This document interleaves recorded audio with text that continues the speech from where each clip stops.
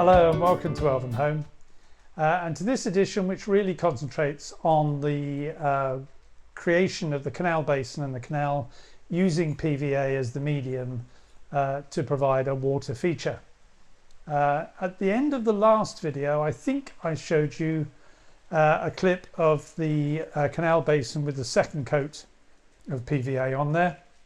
So let's move now to how that turned out and what I was about to start doing.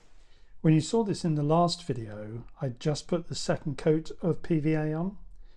That has now dried. This is Saturday, so that was Thursday to Saturday. It had actually dried clear by Friday, but I controlled myself and did not do anything with it and let it dry fully.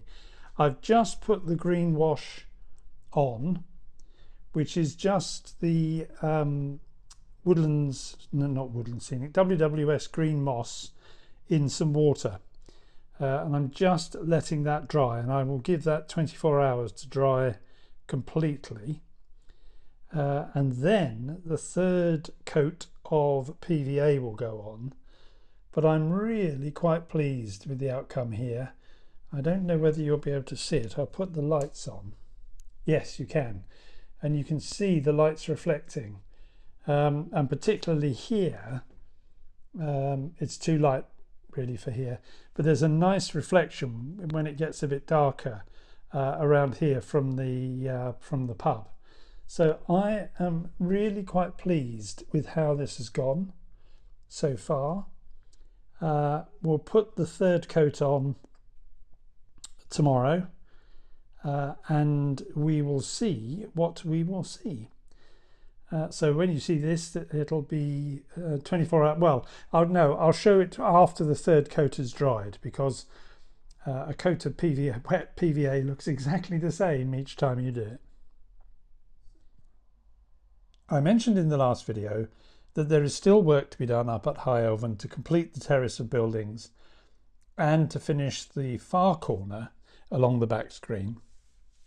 And my intention is to use Petite Properties buildings by and large to do that work, or most of it. And I've been waiting for a while for a particular building to come back in stock. And an email dropped into my inbox on Thursday of last week, I think, saying that number 2 Station Road had indeed come back into stock.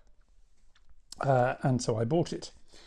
That's what the model would look like if you made it straight out of the packet, because it essentially comes as white card. If I show you, I've also got number 10 Station Road here, and one of the reasons I like Petite Properties buildings, this is the basic carcass, that's its roof, the front wall and the back, but you get a lot of separate detail that elevates these from a basic card kit. And as you can see, it's the same with this building. These pieces, this provides depth at the front along with a pilaster to go at the side, and then you've got separate pieces for doors and windows, and tucked in there somewhere will be clear perspex printed for the windows. And I really enjoy these little things, and they're very useful. Now, unfortunately, well, fortunately or unfortunately, depending on what you want, unfortunately, they largely do low relief, because I think if they did some of these full-sized, I would have quite a lot of them on the layout, I think. But they are brilliant as low relief buildings. You'll know that there are 2 full-size Petite Property buildings on my layout, and I'll quickly put photos of them up here. One is Harper's Yard, which is down by the canal, and the other is the church, which rather handily has an almost identical footprint to a Metcalfe church, but to my mind is just a much better building overall, although it takes a lot more to decorate it, depending how you go about doing it. But this was the work of one evening, I think. It doesn't take very long. If I turn it round, I've got the light inside. You'll see that this is the back. Then there's a front that goes on, onto which there is the wooden section that gives some depth, and then the frame here goes on top of that, in much the way as it will be done with number 2. I have lit this. If I put the lighting on, as long as I pulled the light out in the process. Oh no, I haven't. There you go. And that, the top windows, I've used some of the Woodland Scenic light block, but it obviously doesn't like plastic because it's not doing a great job of blocking. It's doing some. And I've also used the film that you can buy for covering windows, so you can see out without actually seeing in, but it gives you the impression for the light. And it's a lovely little building which will go up at the end of the terrace. I thought I would show it this way rather than show it. I'll show you on the layout at some point, maybe not in this video, because you'll get to see it more closely than you would once it's in position, because it's going to be tucked quite a way along the terrace. This one is a slightly taller building, or will be when it's fully made, because it's going to go. You'll know that all the houses at High Elven are up on a slight terrace, and that is a slightly taller building that will be down on the base, and I'll put some stairs at the far end so people can go down. But this has been, I've used, I still had some paper left over. It's a Model Railways Scenery paper. I'll put a link to the item in at the bottom of the video to cover it with that. This is some of the Redutex slates, and again I'll put a link to which one it is. I think you can buy these from Rails of Sheffield now. When I was buying it, which was before there was more difficulty in getting things from Europe, I would buy it directly from Spain. But Rails of Sheffield now do all the Redutex stuff, which just gives you a much nicer covering than you would get with card, because there is some depth to it there. The chimneys are that's wood, which I've painted up, and then you get 2 pieces, one that sits on the other, and the chimney pots go straight in. And the thing I like about these chimney pots is that they are in scale, which, as you know, is a particular bugbear of mine, and which will have me replacing all my chimneys, Metcalfe chimneys, on all my buildings. The model comes with holes in the bottom to put lights in, but because I've now pretty much got everything in place, I'm going to put a hole through the back. So I've just put a small hole in the back, and that will then sit in there in place along with the other buildings. This one I'm going to make up, so I'll probably show you in the next video once I've got this one made up and these 2 on the layout. But I do like Petite Properties little buildings if you're looking for something that's low relief. So I thought I would show it to you now that it has finally arrived with me.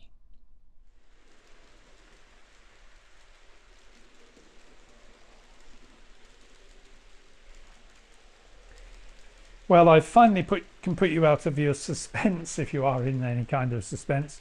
This is the completed work, and as you can see, the PVA is working just brilliantly. I'd put the 3rd coat on, as I said I would, and that dried, and I thought that looked okay, but I sought advice from my wife, who's thought actually one more coat might be even better, and she was absolutely right, as she is in all things. So I mean, I'm really pleased with the effect, and I'm astounded how much difference it makes having the reflections. I'd obviously had this as just an empty area for quite some time, and I'd got quite used to it really, and thought, well, you could just sort of leave it like that, but no, this is so much better, so much better. I'm really pleased about this, and I'll give you a look a bit later at the other side of the basin, but the whole effect has come out really very well, and I'm really very pleased with it. One of the things, as you can see, is the reflection of the lights from the carriages, and because we're now getting to a point in the year in Scotland when we get well, everywhere is getting longer evenings. But the sun for our flat is now setting more to the front of the building than it does right at the back during the course of the year. So we get a nice twilight in this room. And that actually really helps the camera cope with the lights. I can certainly do nighttime filming, and the iPhone's a brilliant video camera. But the contrast between the lights and the darkness makes it really, you can't see very much. So I had great fun recording this next section, which is a sort of nighttime running at Elvenhome.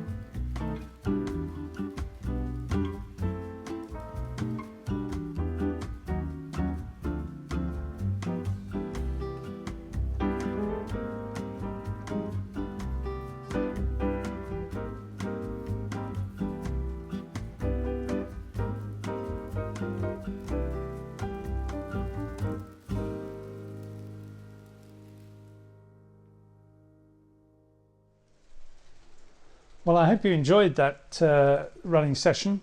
I had great fun just watching the trains. I was obviously doing a bit of filming, but I was also doing just a bit of watching the trains go around the layout. And it's really nice to have got to the point with the layout as it is. then I can just spend a bit of time not wondering how I'm going to complete some section, but just watch the things go by and enjoy something of the fruits of the labours of the last 8 years. I forgot in the previous section to raise this thing up so you could get a better view from the top, and also a better view of the main basin, which I really am pleased with the way this has come out. You can get a clearer idea. You can see the green that's gone into between the second and the third layers, which I think has worked very well. And it's that thing about the reflections that come off the water now, as if it's water and not glass. And that was some time ago. I thought about using a matte varnish because I was worried about it being too glassy. But the way this has come out, having used the brush and the several coats, gives me just the right amount of opacity, and it reflects, but it's not as it would be if you were reflecting it from a piece of glass. While I've got this view, let me just go up here and show you where I was talking about for putting the two Petite Properties buildings. The number 20, whichever one it is, the smaller one that I was showing you that I've lit, will go in here. Some steps need to be made and this end cleared off here, and number 2 will go here. And then I need to think about what I'm going to put in that corner, just to hide the fact that the road goes off round the corner. And by the time you come back in 4 weeks' time, and I'll explain a bit more about that in a minute, then those will be in place. The other thing from the nighttime shots that just really impressed upon me even more, and it's something that's been worrying me, is the fact that the one place where you really would expect to see plenty of light, or some light at least, would be in the houses, in the terraced houses. And it's the one place where there isn't any. And the time has come to actually do something about that. I've got an idea how I might get round that. And I'm not going to say any more because I keep saying about things and nothing happening. My strong intention is that by the time you come back in 4 weeks' time, there will be light in that part of the layout, because in a way that's the last big thing to do. And then after that, it's all revisiting things, touching them up. Some of the grass work up at Grey Havens is looking its age, which is 6 years old now, and can do with some touching up. And there is the work to be done in the churchyard. Now, I've said twice that the next video is in 4 weeks' time, and that's partly because of where I've reached with building this layout. I think I don't really have enough, or at least enough interesting stuff, to do videos at a frequency of 2 weeks, which is what I've been doing so far. And so what I'm going to do is move to every 4 weeks. So in a normal year, that would be something like 13 episodes. If I start a new project, which I may do later in the year, depending on what Revolution Trains do with the things that are that I've got on order from them, then I may have more material and I may be able to do more videos, but I'd rather add to the 4 week than say it's going to be every fortnight, but finding actually I'm struggling for things to put in the video. So that I think brings us to the end of this video. If you've liked the video, please do give it a thumbs up. That would be very helpful. And if you haven't subscribed, well, please do subscribe, because there is more to see. If you've got any comments, well, please do let me have the comments. And I look forward to speaking to you in about 4 weeks' time. But that's bye-bye from me. Bye-bye.